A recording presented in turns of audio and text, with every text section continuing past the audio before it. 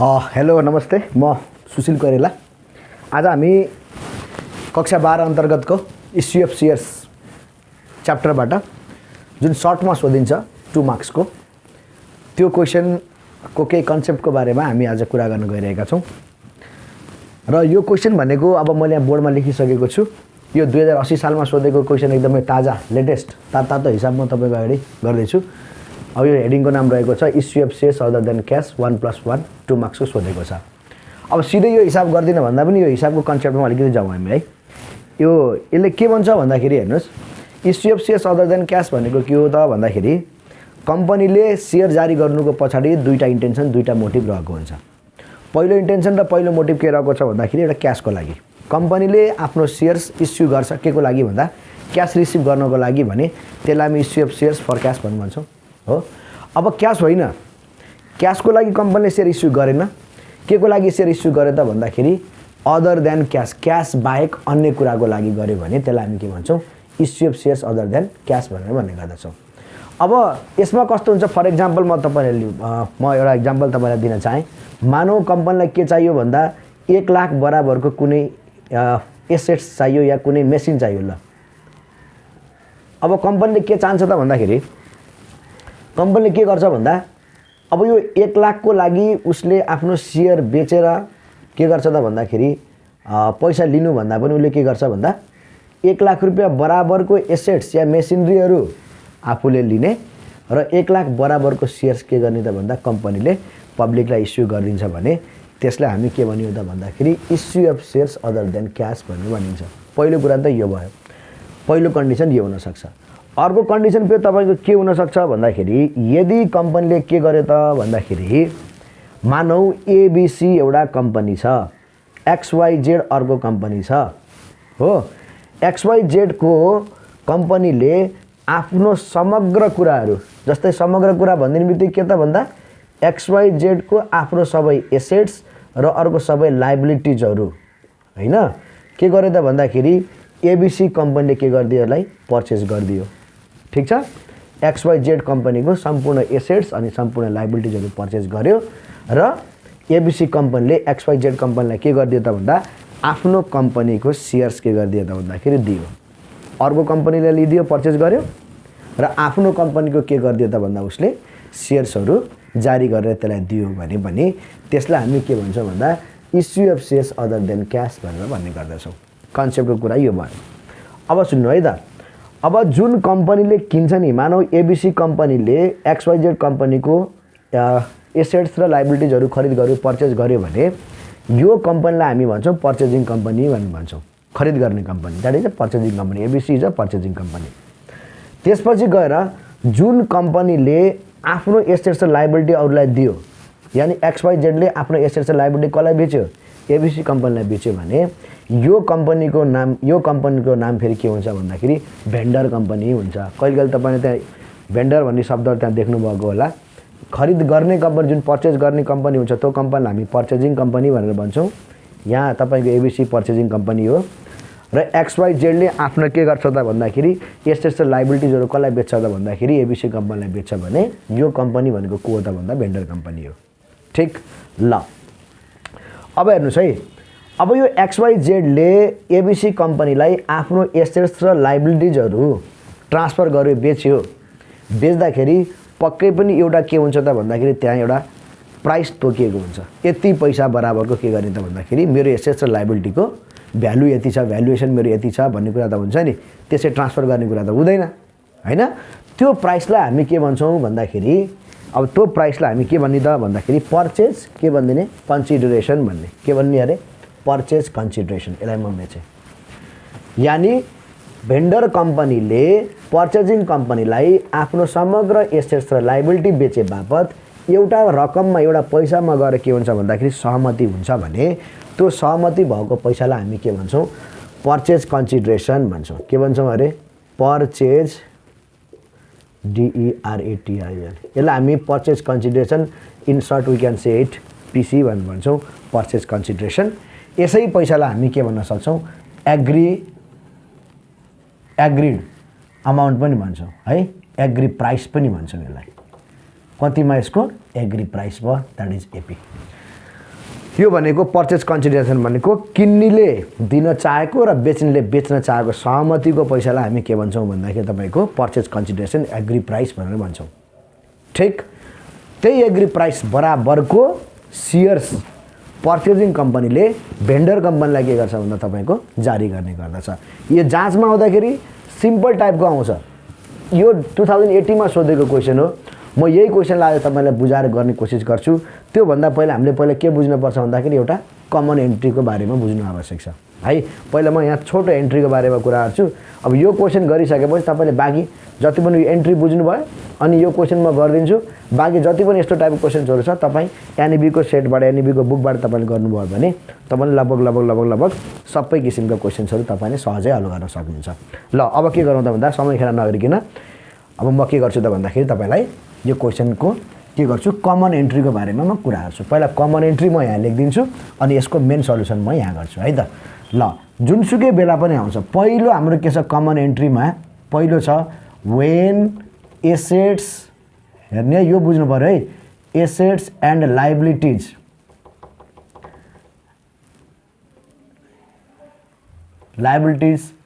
Taken over यो पहिलो entry गर्नु पर्यो हामीले। When assets and liabilities taken over पहिलो एन्ट्री छ। यसको लागि हामी के गर्छौँ भन्दाखेरि sundry assets account debit sundry assets account debit to के हुन्छ भेन्डर एकाउन्ट टु के भयो मेरो vendor account being assets and liabilities taken over भन्ने कुरा यही भयो। ठिक छ। यहाँ सन्ड्री एसेट्समा तपाईँको जति क्वेसनले हामीलाई के दिन्छ भन्दा क्यासेट ब्याङ्क दिन सक्छ मार्केटेबल सेक्युरिटी दिन सक्छ मेसिनरी दिन सक्छ प्लान्ट दिन सक्छ। जति पनि कुरा तपाईँले त्यहाँ एसेट्स देख्नुभयो भने त्यो एसेट्स जतिलाई के गर्ने डेबिट गरिदिने। अनि रह्यो कुरा के त भन्दाखेरि क्रेडिटर्स भयो बिल पेएबल भयो होइन अकाउन्ट पेएबल भयो ब्याङ्क ओभरड्राफ्ट भयो त्यस्ता किसिमका लाइबिलिटिजहरू छन् भने ती लाइबिलिटी जतिलाई के गर्नुहोस् तपाईँ क्रेडिट साइडमा राख्नुहोस् है। अब क्रेडिट साइडमा राख्ने जति पनि लाइबिलिटिजहरू छन् यहाँ टु लाइबिलिटिज भनेर लेखिदिन्छु म टु लाइबिलिटिजहरू यहाँ भयो। ठिक छ। अब यहाँ विचार पुऱ्याउने एसेट्स र लाइबिलिटीलाई कम्पेयर गरेर हेर्ने एसेट्स अनि लाइबिलिटिज हामी कम्पेयर गरेर हेर्छौँ।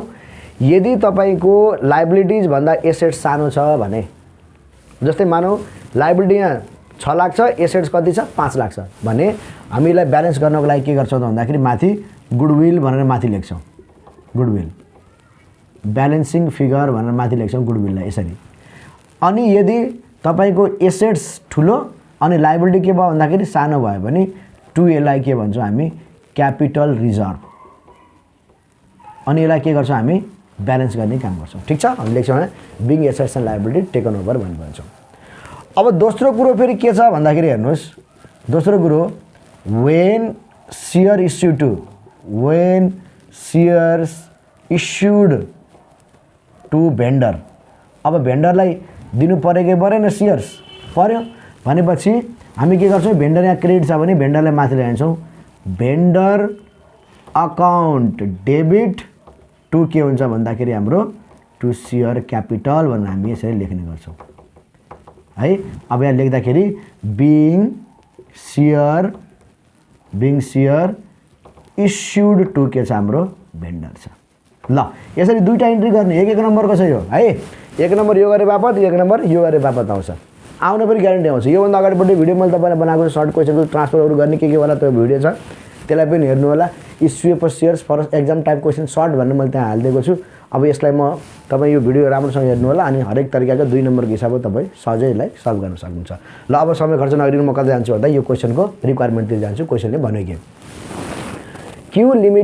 Q company limited purchase the following assets of R company. हेर्नुहोस् है यो क्यू कम्पनीले के गरिदियो भन्दा आर कम्पनीको एसेट्सहरूलाई खरिद गर्यो भनेको छ। एसेट्स खरिद गर्यो पर्चेज एसेट्स गर्यो है अफ रुपिस 4,40,000 4,40,000 रुपियाँ तिर्यो 4,40,000 रुपियाँ तिर्यो।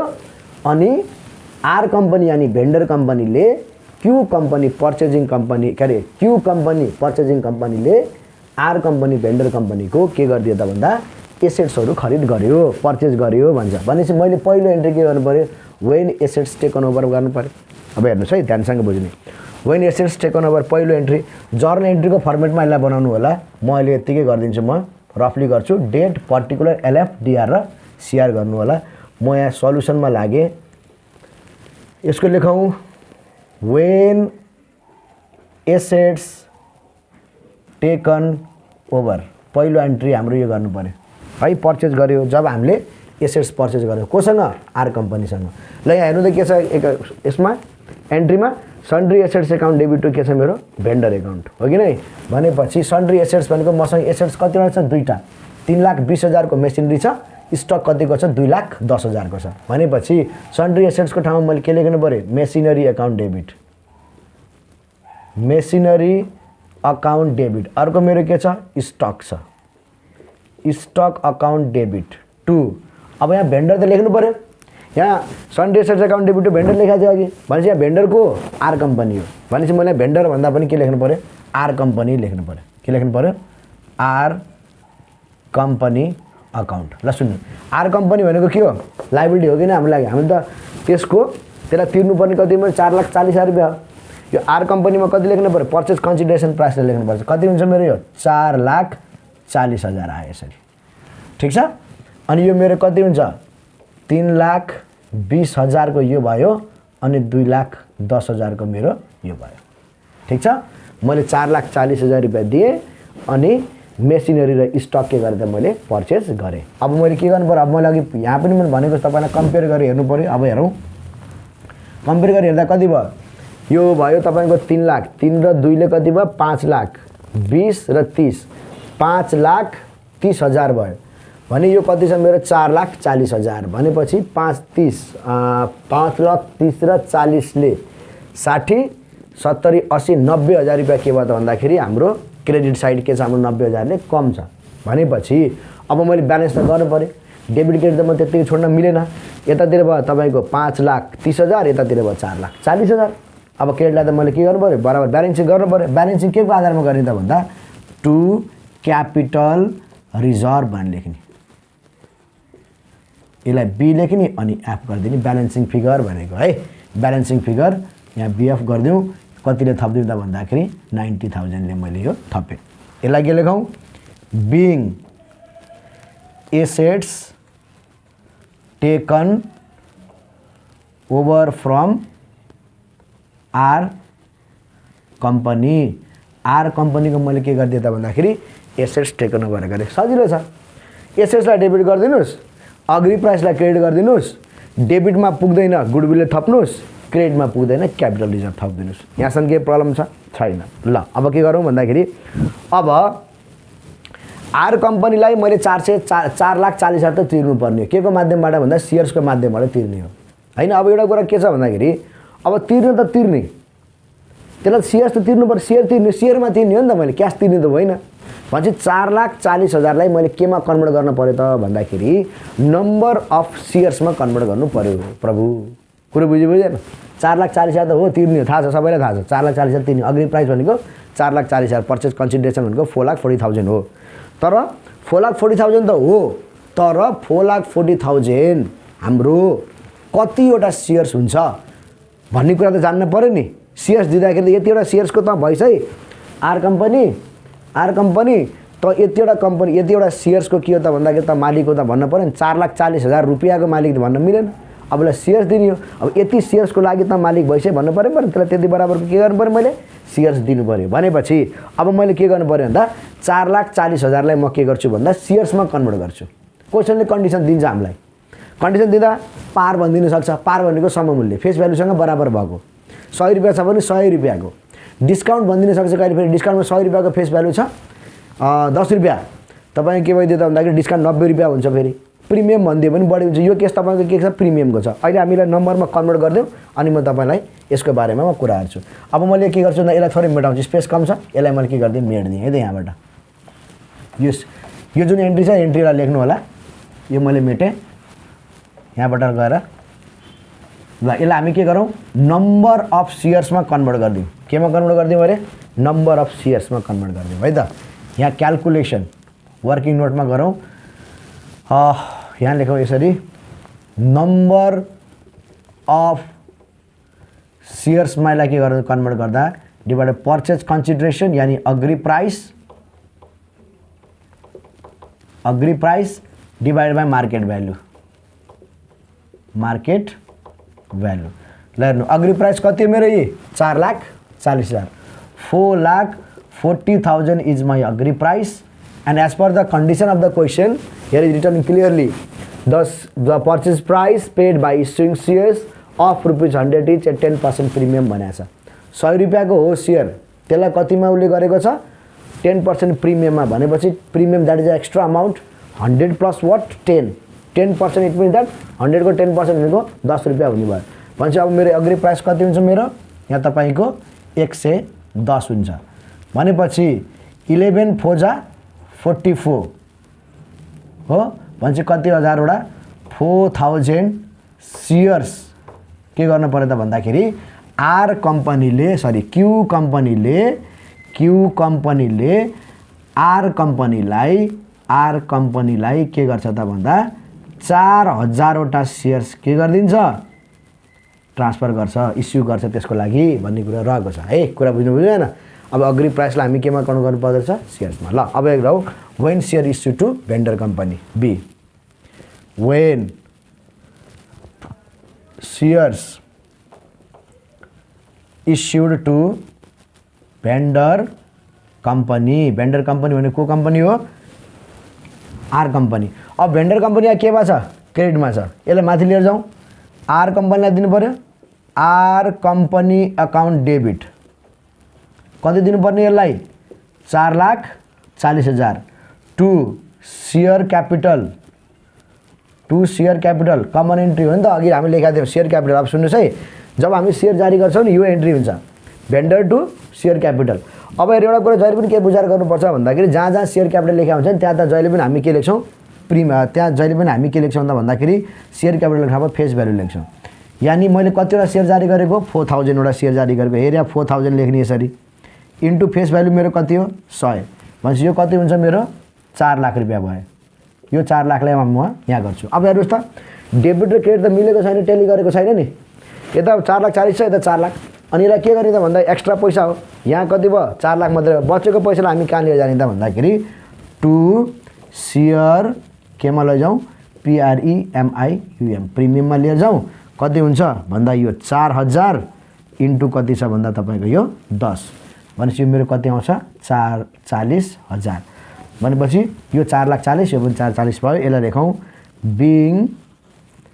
हैन 4000 share issued to vendor company